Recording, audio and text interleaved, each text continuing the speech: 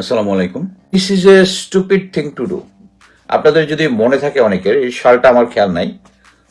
এয়ারফোর্সের সেনাপ্রধান, এয়ারফোর্স প্রধান ছিলেন একজন, স্যার নামটা আলতাফ মাহমুদ, আমার নামটা সরি, আমি নামটা বলতেছি না। তাকে যেখানে আমাদের যে ক্যাপ্টেন্স যেটা আছে এর আশেপাশে, তাকে ঘড়ি ছিনতাইয়ের অভিযোগে মানে ডিজিএফআই তাকে একটা সেট আপ করছিল ঘড়ি ছিনতাই। বিমান বাহিনীর প্রধান, উনি একজনকে ঘড়ি ছিনতাই করেছিল। লেফটেন্যান্ট ইফতেখার কে আমি চিনি, সেনাবাহিনীতে আমি তাকে কখন দেখি নাই, কিন্তু এই যে 5ই আগস্টের আন্দোলনের পরবর্তী এবং পূর্ববর্তী সে অ্যাক্টিভলি অংশগ্রহণ করেছে। তার সাথে আবার নাম্বার অফ টাইমস কথা হয়েছে। তার একটা স্ট্যাটাসের পরে তাকে ডিজিএফআই থ্রেট দিয়েছিল, ওইটা আবার রেকর্ড করেছে, ওইটা আবার কনক সারোয়ার ভাই ওটা শেয়ার করেছে।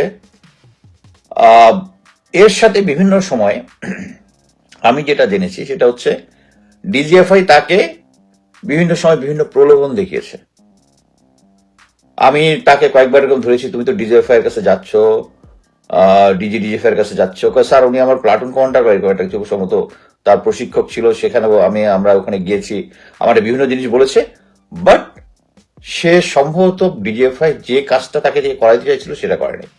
এখানে আবার নিয়ে আসছে হচ্ছে ব্রিগেডিয়ার জেনারেল হাসান নাসিরের কথা। একটা জিনিস মনে রাখবেন, হাসান নাসির স্যার যখন 5ই আগস্ট হাসিনা সরকারের পতন হয়, সাথে সাথেই উনি আর হাসিন স্যার কিন্তু যত গুম খুনের ফ্যামিলি আছে সবাইকে একখানে করে ডিজিএফ এর সামনে মানে কচুক্ষেত অফিস যেটা, ওটার সামনে গিয়েছিল। গিয়ে উনার প্রেশারেই কিন্তু এই আয়নাঘর এক্সপোর্টস করতে তারা বাধ্য হয়, আর আয়নাঘরে যারা ছিল তাদেরকে ছেড়ে দিতে বাধ্য হয়। না হলে হয়তোবা তারা নর্মালি যেটা করে, লাশ গুম মেরে মাছ গুম করে দিয়ে বলবে যে আমরা আয়নাঘর কিছু ছিল না। He is the man. ওখান থেকে হচ্ছে ডিজিএফআই এবং জেনারেল ওয়াকারের রাগ হচ্ছে হাসান নাসির স্যারের প্রতি। স্যারকে পিএনজি করছে। তারা যে বড় সেট আপটা আগে করেছে, একটু ঠান্ডা মাথায় বোঝার চেষ্টা করেন। যেটা করতে সেটা হচ্ছে, সবাই এখন বর্তমানে যে সমস্ত অফিসাররা মানে হাসিনার আমলের, মানে হাসিনা পন্থী অফিসার যারা ডিজিএফআই পন্থী কচুকাতি পন্থী, তারা একটা করার চেষ্টা করছে। আপনার মনে নাই কর্নেল তাহের সৈনিক অফিসার ভাই ভাই করে একটা আন্দোলন করার চেষ্টা করছে, ব্রিগেডিয়ার হাসান নাসির এরকম একটা কাজ করতেছে। ওয়ারেস এই জিনিসটা করেছিল হচ্ছে তাদেরই লোকজন দিয়ে। আপনারা যদি মনে করে থাকেন, কিছুদিন আগে সৈনিকদের, যে আমাদের অফিসারদের মধ্যে যেরকম ডিপ্রাইভ ছিলাম এই এই হাসিনার আমলে যাদের চাকরিচ্যুত হয়েছে, তাদের সৈনিকদের একটা বড় অংশ আছে, তাদের হয়তো আমি এই ব্যাপারে ডিটেলস জানি না, কিন্তু এরাও এটা নিয়ে আন্দোলন বা এটা নিয়ে অ্যাক্টিভিজম করা শুরু করেছিল। এর সাথে অ্যাকচুয়ালি হাসান নাসির স্যার, বা আমি এটা ডিটেলস জানি কি জন্য, কারণ জাস্টিস ফর কমরেড গ্রুপটার ভিতরে আমিও ছিলাম ওই গ্রুপটার মধ্যে। ওই গ্রুপটা থেকে আমি বের হয়ে আসছি হচ্ছে প্রতিবাদ করে। কারণ এই যে অফিসাররা ছিল, এই অফিসারদের একটা গ্রুপ ছিল যারা অ্যাকচুয়ালি নেতৃত্বে ছিল না, তারা ভলেন্টিয়ার নেতৃত্বে আসছে, এবং অ্যাকচুয়ালি যাদের অ্যাকচুয়ালি ভ্যালিড গ্রাউন্ডে না, যাদেরকে তাদের ব্যক্তিগত পার্সোনাল ডিসিপ্লিন গ্রাউন্ডে যাদের চাকরি গেছে, এদেরকে ডিজিএফআই কনভিন্স করে এদেরকে হাসান নাসির সাথে ফার্স্ট ইন করছে। তারপরে হাসান নাসির স্যার যেহেতু একটু কড়া মানুষ, যেহেতু ডিসিপ্লিনের ব্যাপারে খুব কড়া, উনি খুব স্ট্রেট ডিসিশন নিয়ে ফেলেন। তখন এটার মধ্যে অফিসারদের মধ্যে একটা গন্ডগোল পাকাইছে। তখন আমি ওখানে বলছি যে তোমরা যে হাসান নাসির স্যার হাসিনার আমলে বিডিআর পিলখানা যখন ইনভেস্টিগেশন হচ্ছে, ওখানে দাঁড়ায় থেকে স্বরাষ্ট্রমন্ত্রী থেকে শুরু করে কামরুল হাসান আইন, এদের সবার সামনে দাঁড়ায় করতে বলছে যে আপনাদেরকে এখানে স্টেটমেন্ট দিতে হবে, আদারওয়াইজ আপনারা তো এটা পার্ট হতে পারেন না। নোট অফ ডিসেন্ট দিয়ে চলে আসছে, পরবর্তীতে তাকে জোর করে চাকরি। ওই সময় চোখে চোখ রেখে কথা বলছে। আর এখন আপনি আশা করতেছেন, এবং এত এই আন্দোলনের মধ্যে সবচেয়ে সক্রিয় ছিল, তাকে বলতেছেন সে ব্রিগেডিয়ার যে কর্নেল তাহেরের মতো একটা করতেছে। তাদের মেইন প্ল্যান যেটা ছিল, সৈনিকদের দিয়ে এবং কিছু অফিসার হচ্ছে যাদের ডিসিপ্লিন গ্রাউন্ডে চাকরি গেছে, এদেরকে লোভ লালসা দেখাইছে যে তোমাদেরকে চাকরি রিস্টেন্ড করবো, কোনো কিছু করবো করে এদেরকে দিয়ে জাহাঙ্গীর গেটের সামনে একটা শোডাউন করছে, বুঝানোর জন্য যে এটা হচ্ছে জাস্টিস ফর কমরেড। এটাই নেতৃত্ব দিচ্ছে ব্রিগেডিয়ার হাসান নাসির, এবং তারা ক্যান্টনমেন্টের ভিতরে একটা সৈনিক অফিসার একসাথে, যেটা কর্নেল তাহের করছিল, তাদের একটা গন্ডগোল পাকানোর চেষ্টা করতেছে।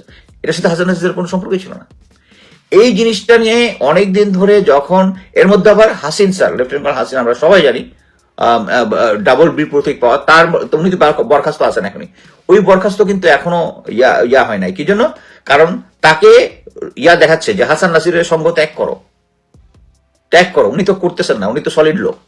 সো এই কারণে এখন জাস্ট যে কোনো ভাবে প্রচার করার চেষ্টা করছে, উনাকে পিএনজি করছে, পিএনজি করার পরে এখন এই ফিরোজ ইফতেখারের দোষে, ফিরোজ ইফতেখারকে কেন দোষ আমি বলবো তারা সবসময় এক্সপ্লোর করে হচ্ছে যে হচ্ছে মেন্টালি একটু দুর্বল ক্যারেক্টার। আমি বলবো ফিরোজ ইফতেখার মেন্টালি একটু উইক, যেহেতু তার প্লাটুন কমান্ডার ছিল এবং তাকে দিয়ে অনেক সময় অনেক কিছু রাজি করাই ফেলছে, কিন্তু ছেলেটার মানে শেষ পর্যন্ত মাথা কাজ করে যে হ্যাঁ তাকে দিয়ে বোধহয় একটা খারাপ কাজ করেছে, সে ব্যাকআপ করে।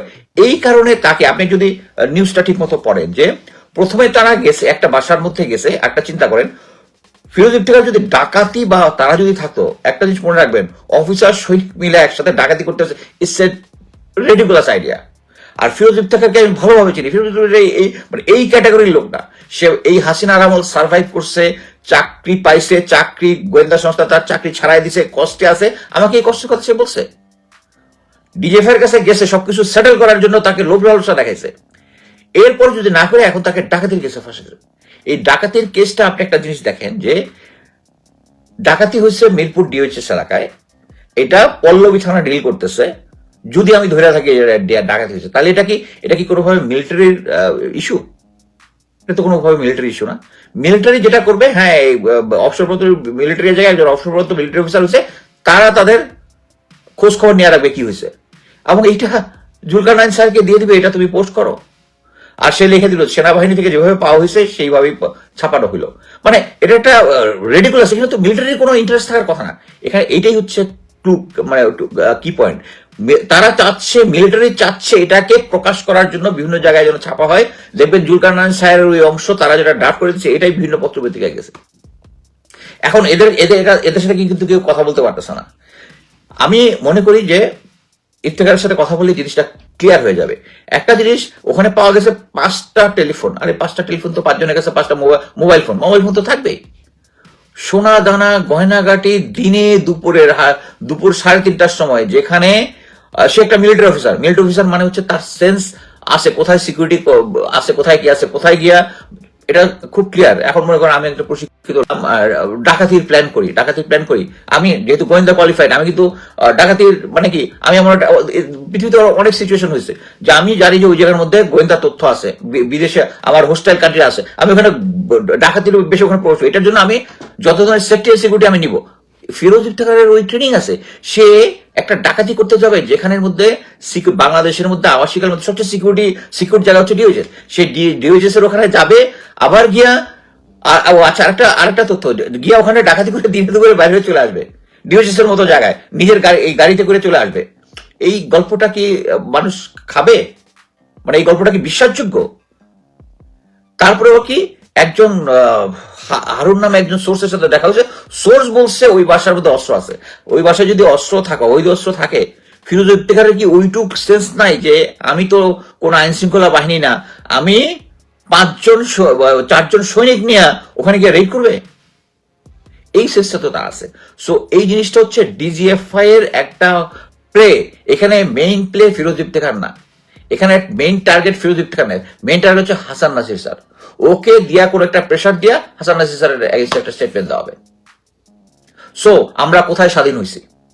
আমরা স্বাধীন হই নাই তো।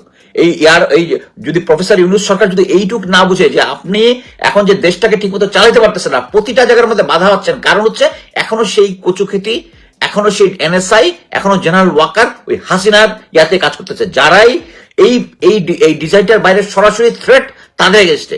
আমি আরেকটা যে বলিনি, এখন দেখবেন এরা প্রতিটা জায়গার মধ্যে করতেছে, আর যত কিছু আছে, ইভেন সাম সার্ভিং অফিসার ওখানে কমেন্ট করতেছে। আমি যখন ওটার উত্তর দেই তখন বলে স্যার জানেন তো আমি তো সার্ভিং অফিসার, আমি লিখতে পারবো না। আরে বেটা তুই সার্ভিং অফিসার তুই ওই পর্যন্ত লিখছিস কি জন্য? যে জিনিসটা ইউ ক্যানট ডিফেন্ড। এটা হচ্ছে সমস্ত কিছু সার্ভিং। এর আগে আপনারা দেখছেন ভাই, নূরের কেস দেখছেন, তাকে ডিজিএফআই আইনা গিয়ে ফান্দের মধ্যে ফেলাইছে। সো এখন সার্ভিং মিলিটারি অফিসার যারা আছে, তাদের সার্ভিং অফিসার তো এখানে কোনো ইন্টারেস্ট নেওয়ার কথা না। ইফতেখার যদি ডাকাতি কইরা ধরা পড়ে, তার কোনো ইয়া না। ওখানে দেখি আমার কমেন্টের নিচে এক অফিসার, সার্ভিং অফিসার ওখানে কমেন্ট লিখছে, তার তো ওখানে করার কথা না। সো এই সরকার যেটা করতেছে, জেনারেল ওয়াকার যেটা করতেছে, জাস্ট রিডিকুলাস। এখনো সেই আওয়ামী হাসিনা এবং তাদের ইচ্ছা মতো সবকিছু কন্ট্রোল করার জন্য ওই যেরকম বিমান বাহিনী প্রধানকে ঘড়ি ছিনতাই মামলায় ফাঁসিয়েছিল, সেম একই টাইপ তার গল্প। এবং এরা একটা গল্প বানানোর জন্য যে একটা নতুন ইনগ্রেডিয়েন্ট তৈরি, ওইটাও তাদের মাথার মধ্যে নাই। সেই আগের পুরানো গল্প নিয়ে যে এরা ডাকাতি করতে গেছে, ডাকাতি করার সময় জনগণ তাকে ধরছে এবং মিলিটারি এটার রিপোর্ট বানায় সাথে সাথে জুলকারনাইন স্যারকে পাঠিয়ে দিছে। Be clear, Zulkarnain sir is a paid agent of DGFI. সে সেনাপ্রধানের নামে একটা কথা বলে, বইলা কিছুক্ষণ পরে আবার ডিলিট করে দেয়। আবার একটা ছোট্ট জিনিস বলি, জুলকারনাইন স্যার তো যে ইয়ানিয়া কি বলে, শেখ হাসিনার আমলে যে ভূমিমন্ত্রী ছিল, তার 350 বাড়ি আছে, এই আছে, হ্যাঁ বাড়ি আছে, এটা নিয়ে একটা বিশাল রিপোর্ট করলো, ভেরি গুড। আমি আগে মেসেজ দিলে উত্তর দিত, আমি তো তাকে আনফ্রেন্ড করেছিলাম, আমি তাকে মেসেজ দিচ্ছি যে গুড মর্নিং ব্রাদার, তো এখানে যে ওই ইয়াটা আছে, তাকে এখন ফ্লোরিডায় দেখা গেছে, কোনো উত্তর নেই ওর। সো ফ্লোরিডার পালা আসছে লোকজনকে ম্যানেজ করে, ওকেও ম্যানেজ করছে। সো এই সমস্ত কচিক্ষতি লোকজনের কথা আর বিশ্বাস যায় না। This is the high time. এবং প্রফেসর ইউনূস কখন বুঝবে যে জেনারেল ওয়াকার যতদিন থাকবে এই সমস্ত এনার্কি চলতেই থাকবে। ব্রিগেডিয়ার হাসান নাসিরের মতো একজন দেশপ্রেমিক লোকের পিছনে এদেরকে লাগায় রাখবে। সে এখন Firoz Iftekhar is not the target হচ্ছে হাসান নাসির স্যার। তাদেরকে ঘুটা দিয়ে এদের দিয়ে এমন একটা কেস বলাবে, হাসান নাসির স্যারকে দেখবেন যে অ্যারেস্ট করানোর একটা চেষ্টা করবে, আমি যেটা অ্যাজিউম করি। কারণ তাদের সাহস দিন দিন বেড়ে যাচ্ছে। প্রফেসর ইউনূস যদি জেনারেল ওয়াকারকে না সরায়, এই যারা এই গুম খুনের সাথে জড়িত এগুলা না সরায়, যারা পিনাকিদার তো একটা ইয়া দেখেছেন যে ডিজিএফআই বিজিবি কয়েকদিন আগেও বলছে যে সন্ত্রাসীদেরকে গুলি করতেছে, তার আন্ডারে রেদওয়ান গুলি করছে, আর এখন একদম ভালো মানুষ হয়ে গেছে, এখনো রয়ে গেছে। সবাই চেঞ্জ হয়েছে, বিজিবি চেঞ্জ হয়, 9 ডিভিজিওসি চেঞ্জ হয় নাই, জেনারেল ওয়াকারের কন্ট্রোলের মধ্যে আছে। আমার কথা হচ্ছে, মানে এখন আমি একটা সময় চাইতাম যে প্রফেসর ইউনূস থাকেন 4-5 বছর থাকেন, আমার কোনো সমস্যা নেই, বাট আপনি এখন দেশের কিছুই কন্ট্রোল করতে পারতেছেন না, জেনারেল ওয়াকারকে কন্ট্রোল করতে পারতেছেন না, আপনার আন্ডার গোয়েন্দা সংস্থাগুলো কন্ট্রোল করতেছে না, আল্লাহ দিয়ে এখন ভোট দিয়া একটা নির্বাচন দিয়া বিদায় হন। আরেকটা জিনিস বলে রাখি, এই জেনারেল ওয়াকারের আন্ডারে যখন এই নির্বাচনও যখন হবে, এই নির্বাচন সুষ্ঠু হবে না, এই নির্বাচনের মধ্যে এনার্কি হবে, মারামারি হবে, কাটাকাটি হবে, এবং ওইটাই হচ্ছে ভারতের প্ল্যান। দুর্বল বাংলাদেশে একটা দুর্বল সরকার তৈরি করবে এবং এমন একটা সেন্ড করবে, আপাই ভালো ছিল।